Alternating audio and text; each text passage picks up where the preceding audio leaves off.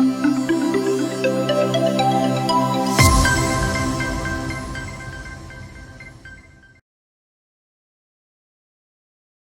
everybody, welcome to Daily News Simplified, an answer to what, why and how of newspaper reading. Today we shall be analyzing the Hindu newspaper dated 30th of August 2019 of the New Delhi edition. The topics to be discussed today has been presented on your screen. Timestamping for the same has been provided in the description box below. Let us begin our today's discussion. Now this particular article appears on page number 15. The title of the article is How the Reserve Bank of India ended 2018-19 with 1.23 lakh crore surplus. This article shall be important mainly from the perspective of prelims under the subsection Indian economy. Before analyzing this particular article, let us first look into its background. As you all must be aware, the Reserve Bank of India is a statutory body which has been set up under the RBI Act 1934. The section 47 of the RBI Act provides that the RBI should transfer the surplus profits to the government in the form of dividend at the end of every financial year. Apart from that, recently there was a tussle between the RBI and the government over the quantum of reserves maintained with the RBI. So if you look at the total amount of reserves with the RBI, it is as high as around 10 lakh crores. Now the government was of the opinion that the reserves maintained with the RBI is unduly higher. On the other hand, the RBI was of the opinion that it needs adequate amount of reserves so as to carry out its necessary functions. In this regard, the Government of India was demanding that the RBI should transfer at least one-third of its reserves. Hence, in order to sort out this particular issue, the Bimal Jalan Committee was appointed. This particular committee was required to give recommendations on the economic capital framework of the RBI, which deals with how much amount of reserves should the RBI maintain and how much reserves should the RBI transfer to the government. Now the Bimal Jalan Committee has recently submitted its recommendations, and most of the recommendations of the Bimal Jalan Committee have now got accepted by the Central Board of the RBI. So based upon the recommendations of the Bimal Jalan Committee, for the year 2018-19, the Reserve Bank of India has decided to transfer around rupees 1.76 lakh crores to the Government of India. And out of this 1.76 lakh crores, the total net profits of the RBI, which it has to transfer to the government in accordance with section 47 of the RBI Act, was around rupees 1.23 lakh crore. Apart from transferring its surplus profits, the RBI has also transferred a part of its reserves in line with the recommendations provided by the Bimal Jalan Committee, and this amount was around rupees 52,000 crores. Now, in our DNS dated 27th of August 2019, we had discussed about the recommendations of the Bimal Jalan Committee.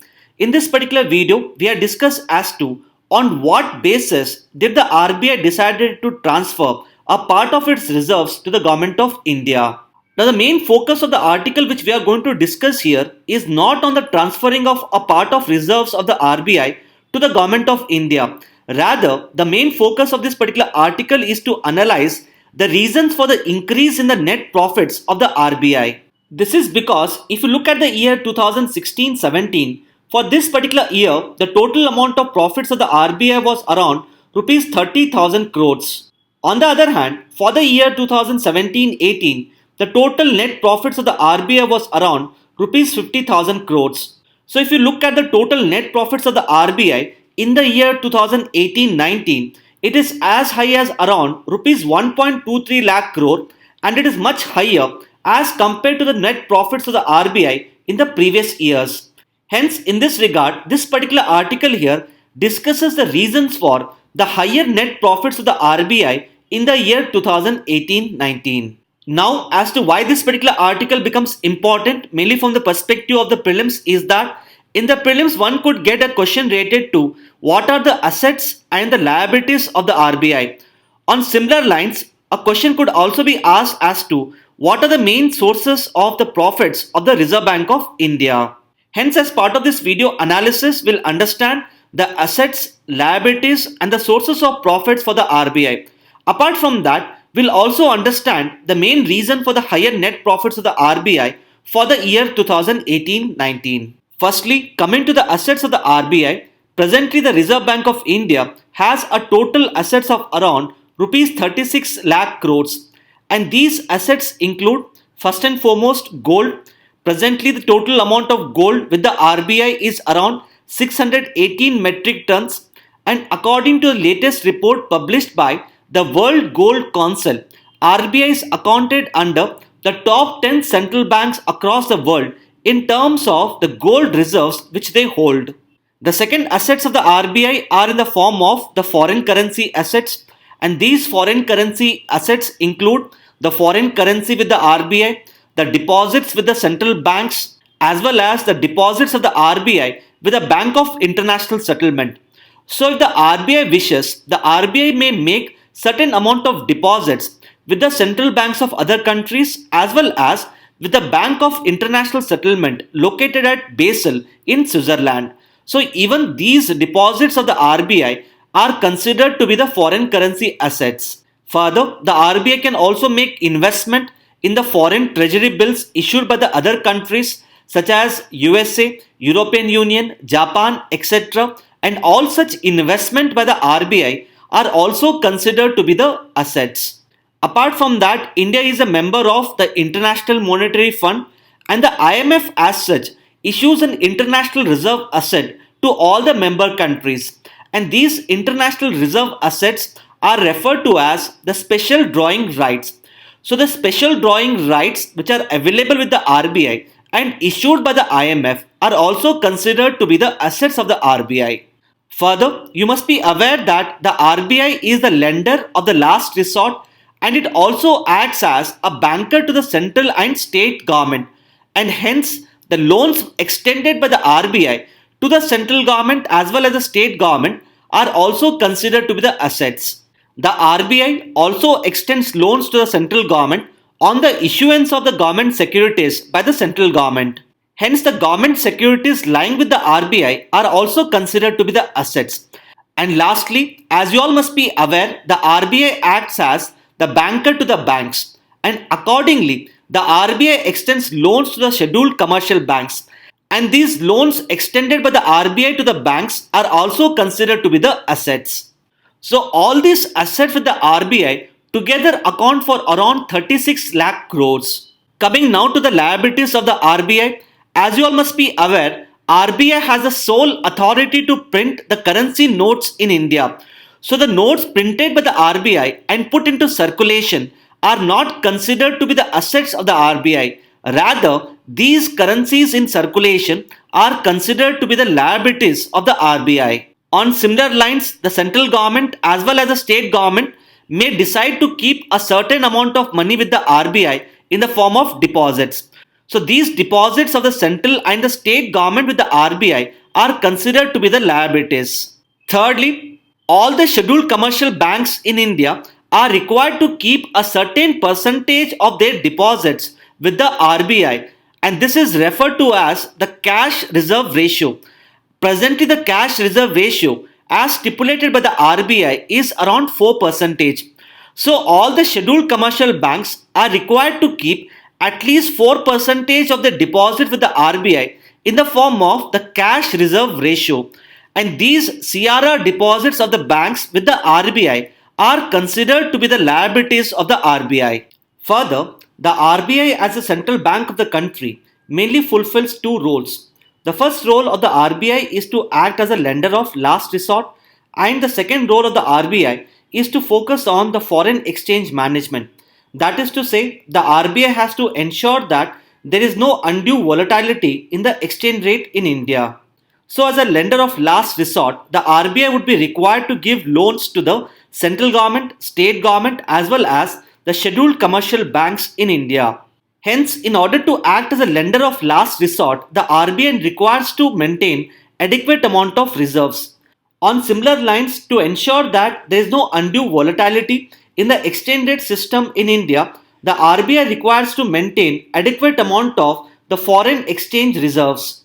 Hence, in order to enable it to act as a lender of last resort, the RBI maintains a fund which is known as the contingency fund, And as the name suggests, this particular fund would be used by the RBI in order to meet certain unexpected and unforeseen contingencies in the Indian economy. On similar lines, in order to check the undue volatility in the exchange rate system of India, the RBI maintains a separate fund which is known as the Currency and Gold Revaluation Account. And please note that both the contingency fund as well as the currency and gold revaluation account are considered to be the liabilities of the RBI. Coming now to the profits of the RBI, the Reserve Bank of India may earn profits through an appreciation in the value of gold as well as the appreciation in the value of the foreign currency which it holds. On similar lines, as we have discussed before, the RBI acts as a lender of last resort and extends loans to the central government, state government as well as the commercial bank. And accordingly on these loans, the RBI may earn interest, and this interest can be considered to be the profits earned by the RBI. Further, as discussed before, whenever the government of India issues the government securities, the RBI would be required to lend money to the central government. So on these government securities held by the RBI also earns interest, which is considered to be a kind of profit for the RBI. Now, some part of the profit earned by the RBI can in turn be used by the RBI in order to meet its expenses. Now, some of the expenses of the RBI include the expenses incurred on printing of currency notes, the expenses incurred on payment of salaries, as well as the maintenance related charges. So, from the profits earned by the RBI, certain amount of money is in turn used by the RBI in order to meet its expenses. So after accounting for the expenses, we are left with the total net profits of the RBI. So if you look at these net profits of the RBI, for the year 2018-19, these net profits of the RBI was as high as around 1.23 lakh crores. In this regard, this particular article here basically seeks to understand the reasons for the higher net profits of the RBI in the year 2018-19. And accordingly, the article has highlighted mainly two reasons for the drastic increase in the profits earned by the RBI. Where the first reason here is the increase in the interest incomes, and the second reason is the change in the accounting policy on the foreign exchange transactions. Now, coming to the first reason, that is the increase in the interest income, the Reserve Bank of India uses a monetary policy tool known as the open market operations in order to control the total amount of rupee liquidity in the Indian economy, wherein these open market operations could be of two types. The first type being the RBI selling the government securities, and the second type being the RBI purchasing the government securities. So if you look at the first type, when the RBI sells the government securities to the commercial banks, the RBI would be sucking out the excess liquidity from the Indian economy. And such kind of operation is normally undertaken by the RBI when an economy is facing higher amount of inflation. When it comes to the second type of the open market operation, in this particular type, the RBI purchases the government securities from the banks and in turn inject money into the Indian economy. Now such kind of operation may be undertaken by the RBI if the RBI is of the opinion that there is a shortage of liquidity in the Indian economy. So if you look at the financial year 2018-19, during this particular financial year, there was a shortage of liquidity in the Indian economy, and accordingly, the RBI purchased huge amount of government securities from the commercial banks so as to inject more amount of liquidity in the Indian economy. So due to the purchase of higher government securities from the commercial banks in India, the total amount of government security with the RBI drastically increased. And as discussed before, the government securities held with the RBI are considered to be assets, and from these government securities, the RBI earns profit through the interest. So one of the main reasons for the increase in the interest income of the RBI is because of the purchase of higher government securities with the RBI so as to inject the money into the economy. So these government securities held with the RBI have in turn led to an increase in the interest. On similar lines, since the financial year 2018-19 was facing liquidity crunch, in order to ease the liquidity crunch, the RBI has in turn lent more amount of money to the commercial banks in India by carrying out the repo operations. Repo, as you all must be aware, under this particular tool, the RBI extends short-term loans to the commercial banks. Hence, by extending more amount of short-term loans to the banks in the form of repo, the RBI has been able to earn a higher interest income. Now, with respect to second reason, that is a change in accounting policy on the foreign exchange transactions, let us understand this particular reason by taking an example. Normally, the Reserve Bank of India sells dollars so as to control the exchange rate volatility in the Indian market. Now, this is normally undertaken by the RBI whenever the value of the rupee undergoes large scale depreciation.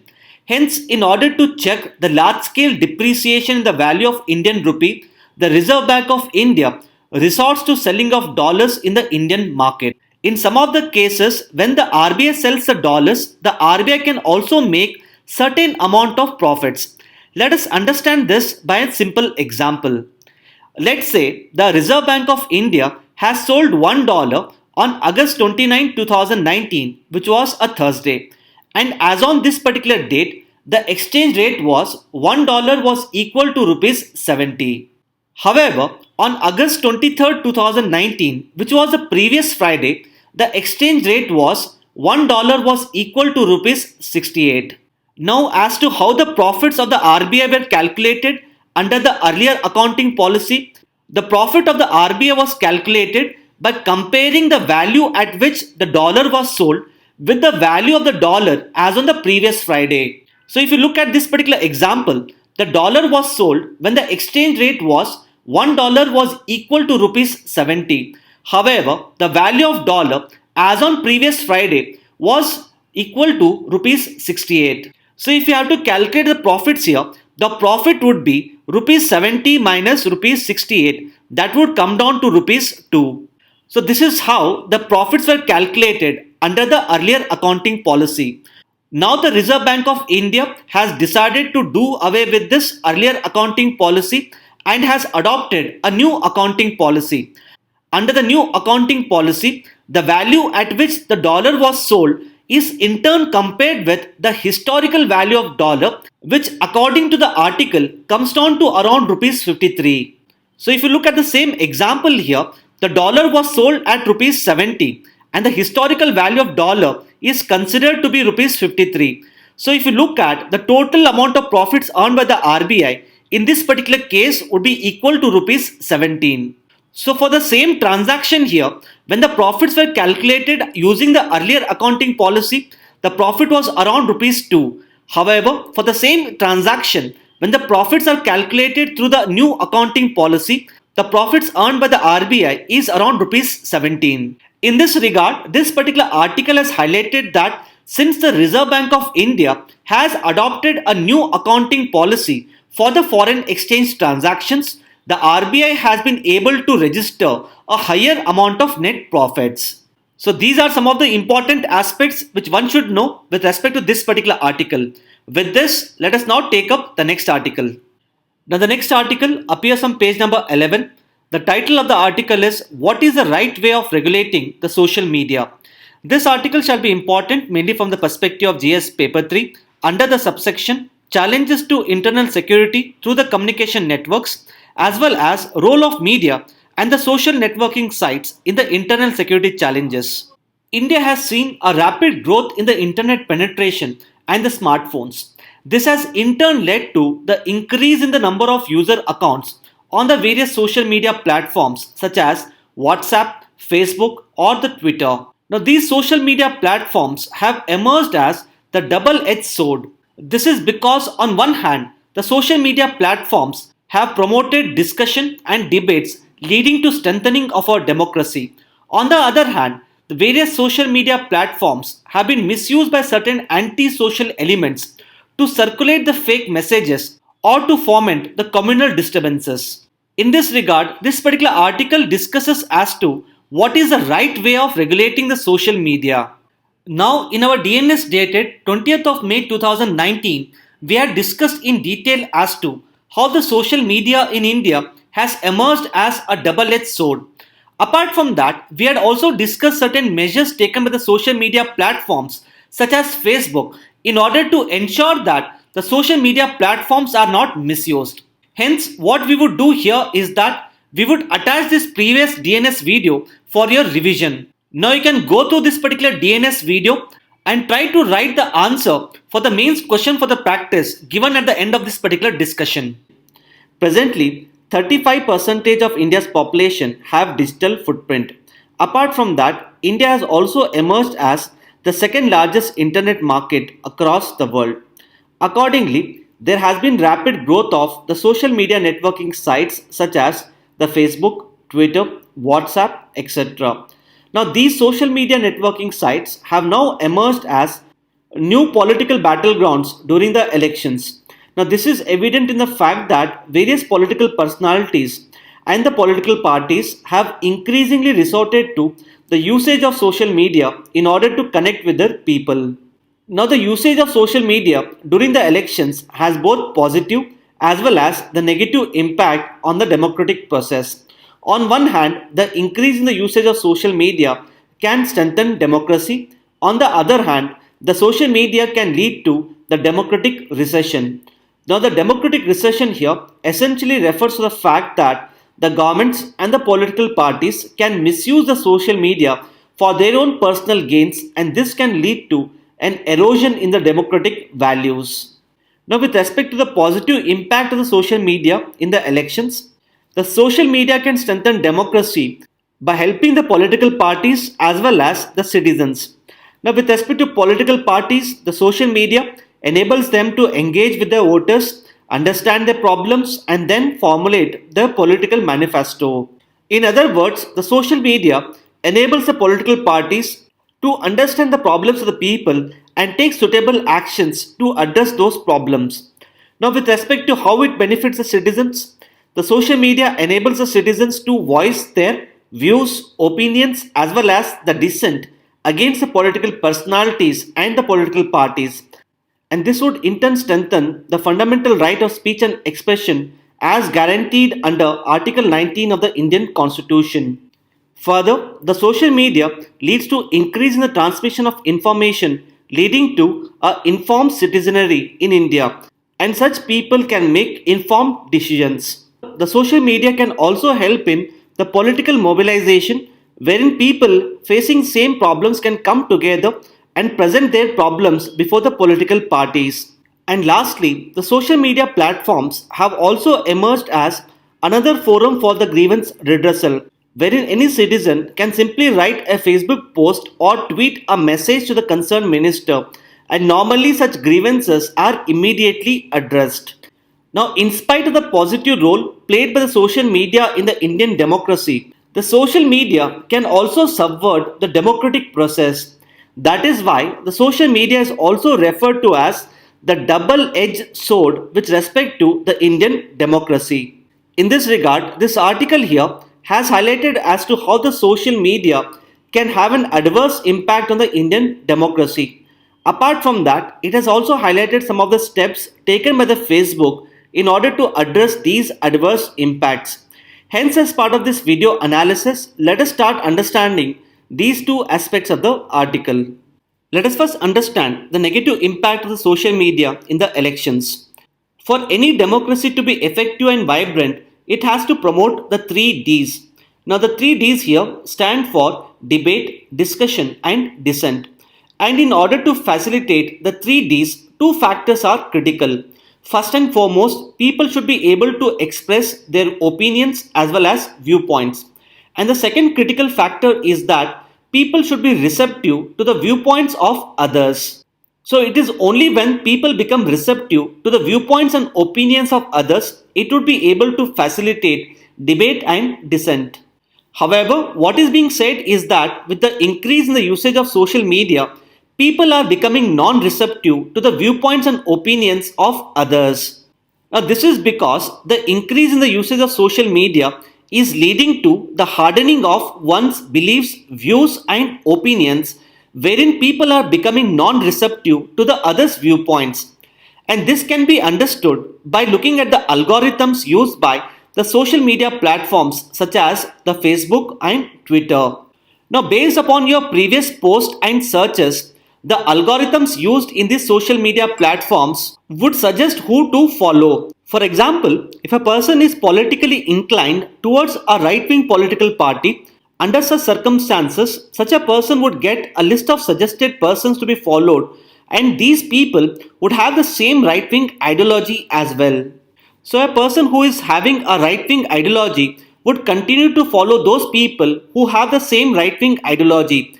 So, because of this, the person here would not be able to comprehend the views and opinions of the other political parties. And over a period of time, his right wing ideology would get hardened. Secondly, it is observed that based upon the algorithm, the Facebook and Twitter continue to show only those posts which are consistent with the person's views and opinions, and it does not show those posts which are inconsistent with the person's beliefs and opinions. So, in a nutshell, a person does not get to know the views and opinions of others, and this in turn does not facilitate the debate, discussion, and dissent in a democracy. Now, this particular problem with respect to the adverse impact of social media in the elections was recently highlighted in the Cambridge Analytica case. Now, in this particular case, Facebook had illegally used the data of its users in order to influence their voting behavior. Secondly, since the social media remains unregulated in most of the countries, the social media has been used to propagate the fake news, leading to the internal security challenges across the world. For example, in case of India, fake news has been used as a tool in order to foment the communal disturbances.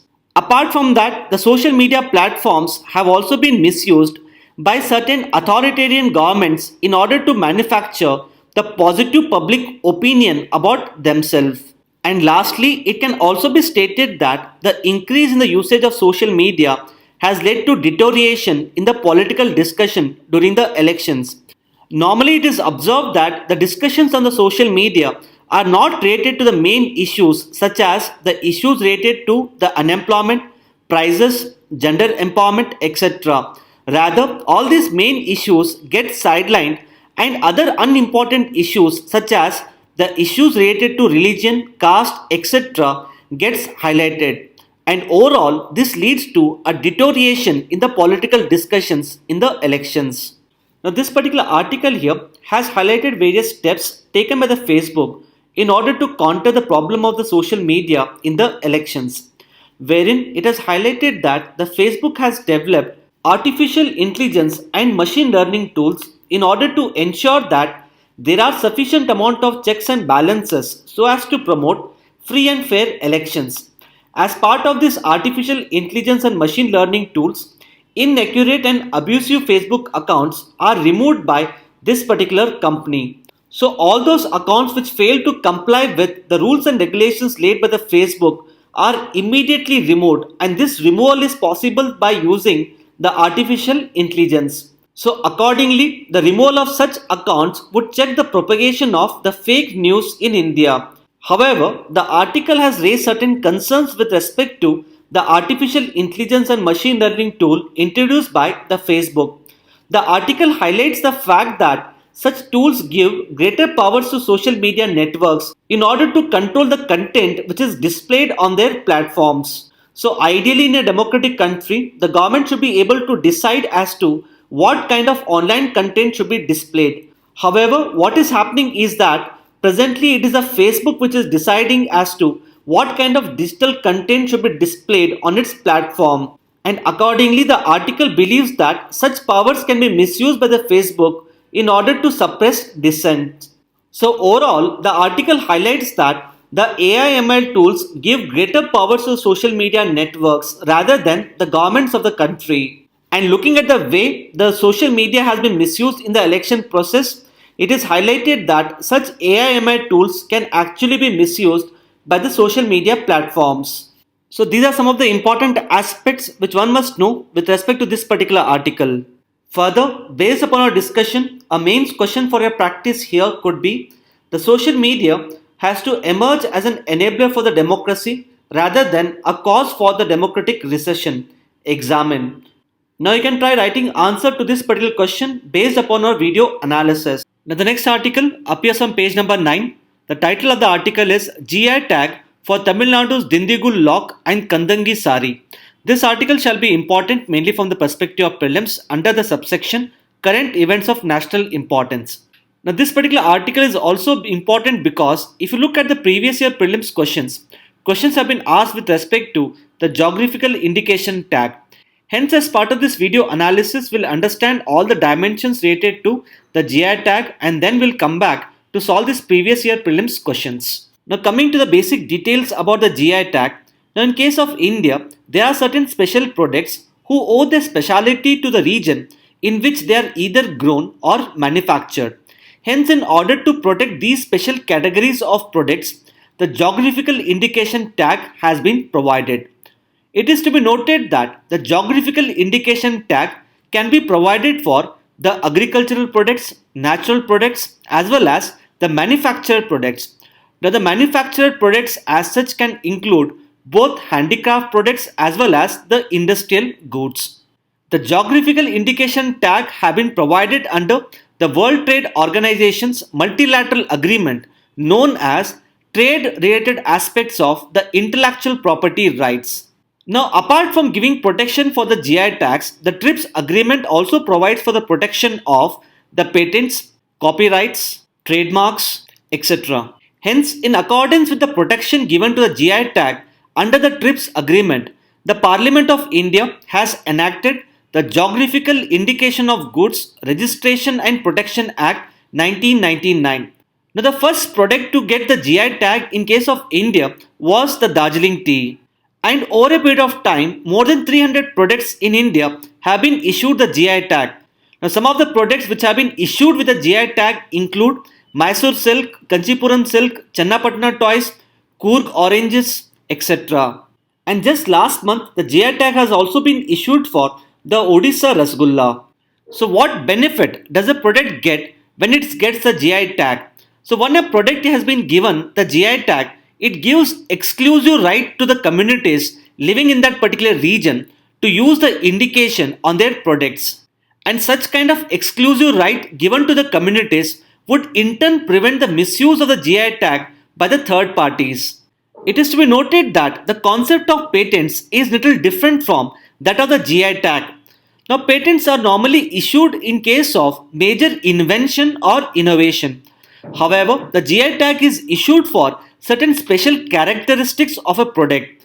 Apart from that, the patents as such provide exclusive right to the individuals who invent or innovate a new product. On the other hand, the GI tag is a community right applicable to all the people living in that particular region. Now, the application for the GI tag can be filed by any association of persons, producers, organization, or any organization that has been established under the law.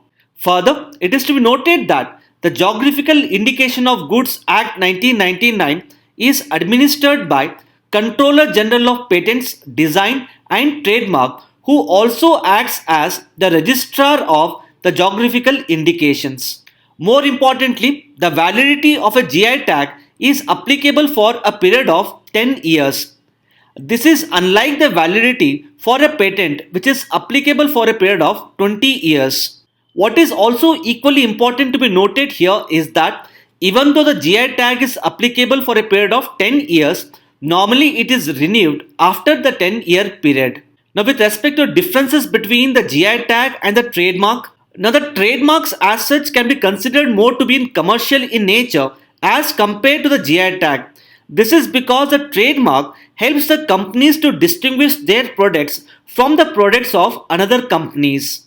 For instance, with respect to shoes, the trademark of Adidas may be quite different from the trademark of the Puma, and this particular trademark helps the companies to distinguish their products from the products of the another companies. However, in case of GI tag, the GI tag is basically issued in order to identify the special characteristics of certain goods in India. Now, this particular article highlights that two products from Tamil Nadu, that is the Dindigul locks as well as Kandangi sarees, have been issued with the GI tag. So, based upon our understanding about the GI tag, let us now solve the previous year prelims questions. Now, the first question asked in the prelims 2018 was, India enacted the Geographical Indication of Goods Registration and Protection Act 1999 in order to comply with the obligations to, and as we have discussed, the answer to this particular question is D. Now coming to second question asked in the prelims 2010, the question here was, in order to comply with the TRIPS agreement, India enacted the Geographical Indication of Goods Act 1999. The difference between the trademark and geographical indication are, the first statement here is, the trademark is an individual or a company's right, whereas the geographical indication is a community's right. As we have discussed, this statement here is correct. The second statement reads as, a trademark can be licensed, whereas a geographical indication cannot be licensed. So licensing here essentially means giving permission to a particular entity. Now since a trademark is linked to a particular company, it can be licensed. On the other hand, when it comes to a geographical indication as such, the geographical indication is linked to a particular place and it is not linked to a particular person or an entity as such. Because of which the geographical indication cannot be licensed, the third statement reads as, a trademark is assigned to the manufactured goods, whereas the geographical indication is assigned to the agricultural goods and handicrafts only. Now as we have discussed, the GI tag can be issued even for the manufactured products. Hence this particular statement here is wrong. So if you look at the options which are given here, the correct answer to this particular question shall be 1 and 2 only. Now coming to the next question asked in the prelims 2015, the question was, which of the following have been accorded the geographical indication status? It is to be noted that both the Banarasi sarees as well as the Tirupati laddus have been assigned with a GI tag, whereas Rajasthani dal bati churma has not been given the GI tag. So accordingly, the answer to this particular question shall be C, that is 1 and 3 only. With this, let us now take up the next article. Now the next article appears on page number 9. The title of the article is 47,000 crore release for afforestation. This article shall be important mainly from the perspective of prelims under the subsection current events of national importance as well as general issues on environmental ecology. Apart from that, this article is also important because a related question on compensatory afforestation fund management and planning authority has been asked in the prelims 2019. Hence, as part of this video analysis, we'll understand about the Compensatory Afforestation Fund Act 2016 as well as the Compensatory Afforestation Fund Management and Planning Authority. The development of industrial and infrastructure projects require huge amount of diversion of forested land. So when the forested land is diverted, it invariably leads to environmental as well as the economic loss. So we need to quantify the environmental and economic loss and accordingly compensate for the loss. So the concept of compensatory afforestation basically states that whenever a project developer diverts a forested land towards the industrial and infrastructure projects after seeking the permission from the government, the environmental and economic loss incurred due to the diversion of the forested land has to be in turn compensated by the project developer. And accordingly, the project developer has to pay a compensation amount to the government.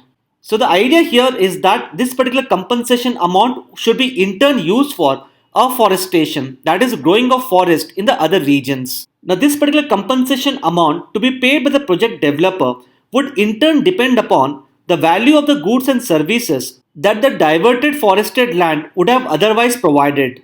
Now these would include timber, bamboo, firewood, carbon sequestration, soil conservation, water recharge, etc. So the government of India calculates the compensation amount to be paid by the project developer, and this compensation amount is used for afforestation related purposes. Now it was found out that prior to 2016, even though the central government and state government collected huge amount of compensatory afforestation funds, these funds remained unutilized most of the time, because of which the compensatory afforestation used to take place on an ad hoc basis. So in order to address these problems, the Parliament of India passed the Compensatory Afforestation Fund Act 2016.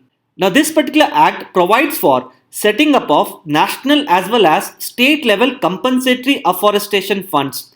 It is to be noted that both the national level as well as the state level compensatory afforestation fund would be placed under the public accounts of the respective governments. That means to say, in case of the central government, the National Compensatory Afforestation Fund would be placed under the public account of India, whereas in the case of states, it would be placed under the public account of the states. And please do note that the national and state level compensatory afforestation funds are not part of the consolidated fund of the respective governments. Secondly, in order to manage these funds, this particular act provides for setting up of the National Compensatory Afforestation Fund Management and Planning Authority at the central level, and accordingly at the state level it sets up the State Compensatory Afforestation Fund Management and Planning Authority. With respect to the allocation of the Compensatory Afforestation Fund, 90% of the funds would be allocated to the State Compensatory Afforestation Fund, whereas the remaining 10% would be allocated to the central level Compensatory Afforestation Fund. So please note that a majority part of the funds collected as part of the compensatory afforestation are allocated to the states, whereas only 10% of the funds are allocated to the central government. And more importantly, both the national level as well as the state level compensatory afforestation funds are non-lapsable funds.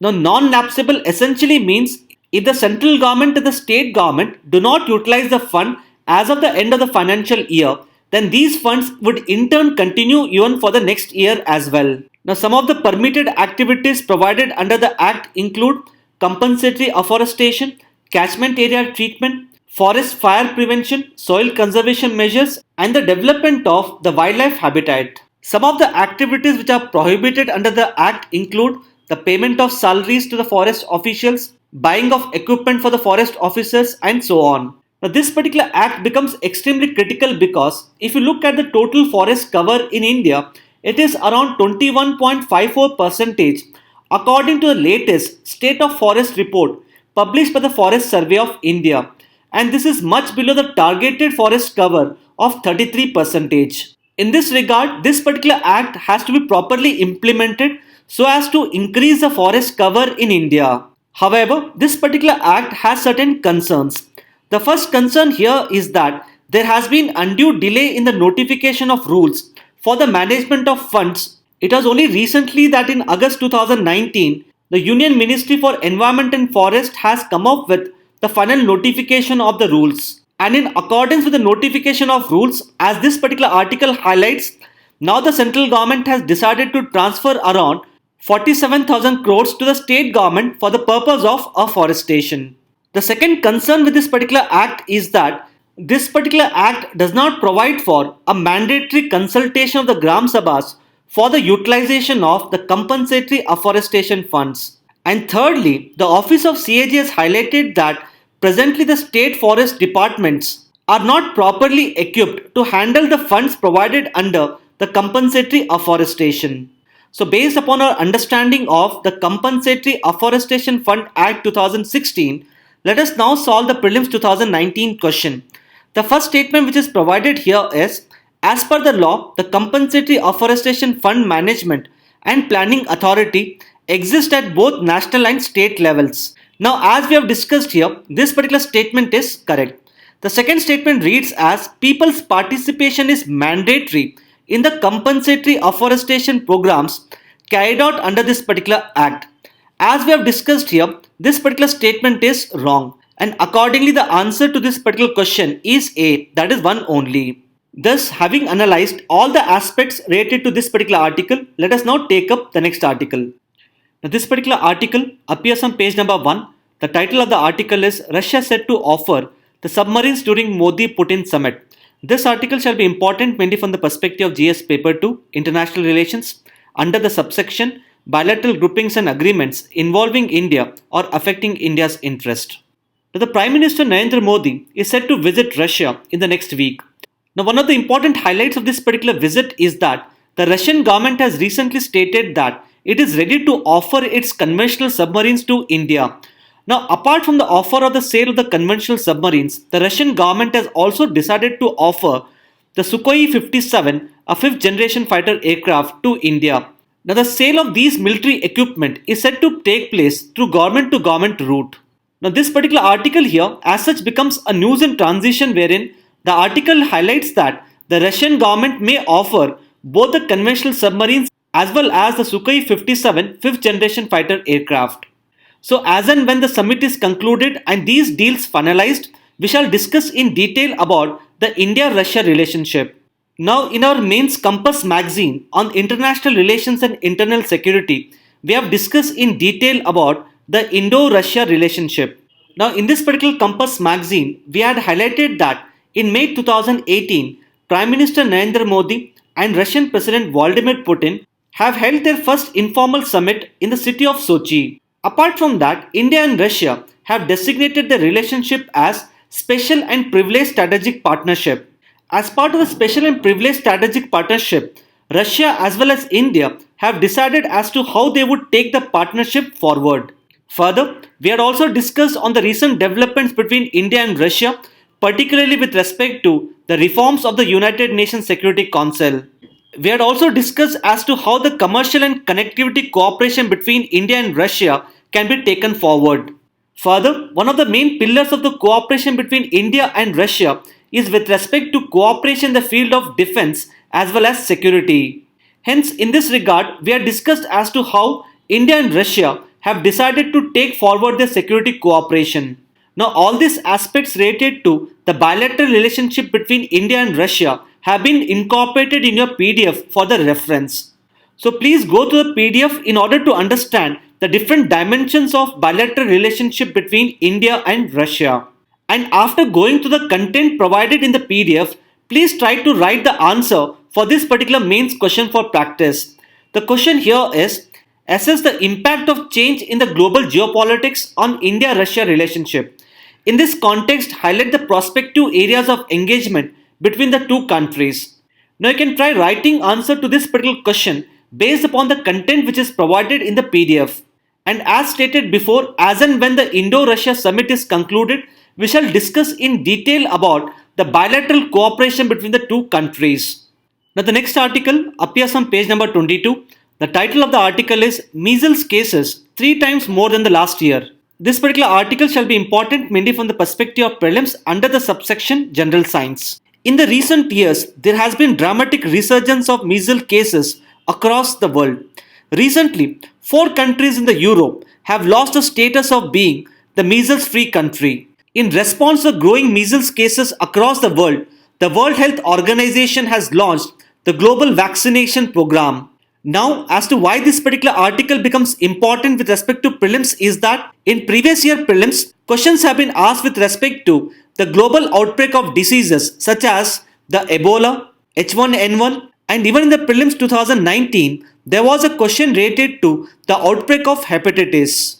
Hence, as part of this video analysis, we'll understand the different dimensions of the outbreak of measles. Apart from that, we would also understand the response of the Indian government to the outbreak of measles. Measles is an acute and highly infectious disease which has in the recent times become a leading cause for the death of young children globally. This particular disease is basically caused by a type of virus known as the paramyxovirus, which causes an infection of the respiratory system.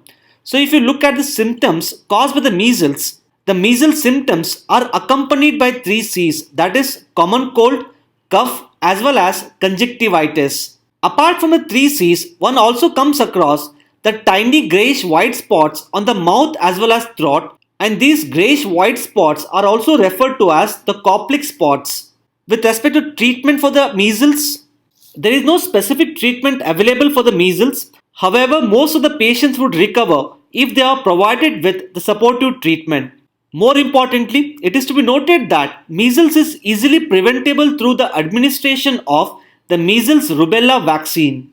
Now, with respect to rubella is also referred to as the German measles. Now, unlike the normal measles, the rubella is considered to be much milder viral infection which normally affects the children as well as the young adults. Even though rubella is considered to be mild viral infection, the rubella infection during pregnancies can actually cause birth complications. Now, why this becomes important is because India presently accounts for almost 1/3 of the children born globally with the congenital rubella syndrome. With respect to India's efforts to eradicate measles, now the Indian government has set a target of 2020 to completely eliminate measles from India. However, one main problem with respect to the elimination of measles is the poor vaccination coverage, wherein according to National Family Health Survey 4, the vaccination coverage for measles in India is only around 81%. And if we have to eliminate measles by the end of 2020, the vaccination coverage for measles has to increase to around 95%. So in order to improve the vaccination coverage for the measles, the government of India has introduced the measles rubella vaccine, wherein the measles rubella vaccine has now become part of the routine immunization program. So these are some of the important aspects which one should know with respect to this particular article. Now, based upon our video analysis, these 4 questions shall be a prelims question for the practice. Please pause this video and try to find answers to these 4 questions. We shall be discussing the answer after 5 seconds. The first question here is, which among the following is or are considered as the assets of the RBI? As we have discussed before, the government security with the RBI is considered to be an asset, whereas the currency in circulation as well as the CRR deposits of the banks, both of these are considered to be the liabilities of the RBI, and hence the answer to this particular question is A. The second question here is, consider the following statements related to the Compensatory Afforestation Fund Act 2016. The first statement here is, it provides for setting up of national and state compensatory afforestation fund under the consolidated fund of the respective governments. Now this particular statement here is wrong. This is because the national and state compensatory afforestation fund are set up under the public accounts of the respective governments. The second statement reads as, it provides for allocation of 90% of the funds to the central government and remaining 10% of the funds to the state government. Even this particular statement here is wrong. This is because the Compensatory Afforestation Fund Act 2016 provides that 90% of the funds have to be allocated to the state government, whereas the remaining 10% of the funds have to be allocated to the central government. And hence the correct answer to this particular question is D. Now coming to the third question here, the question here is, consider the following statements related to the geographical indications tag. The first statement here is, the GI tag can be issued to individuals within a particular region of India. Now this particular statement here is wrong. This is because the GI tag is given to the entire community of the people living in the particular region of a country. The second statement reads as, the GI tag is valid for a period of 20 years. Now this particular statement here is also wrong. This is because unlike the patent, which is valid for a period of 20 years, the GI tag as such is applicable only for a period of 10 years. Hence the correct answer to this particular question is D. Now coming to the fourth question here, the question here is, which among the following factors can lead to the increase in the net profits of the RBI? And as we have discussed before, all of these 3 factors can lead to the increase in the net profits of the RBI. And hence the correct answer to this particular question is D. That is 1, 2 and 3. With this, we have come to end of today's discussion. Now let us have a look at the question for the day.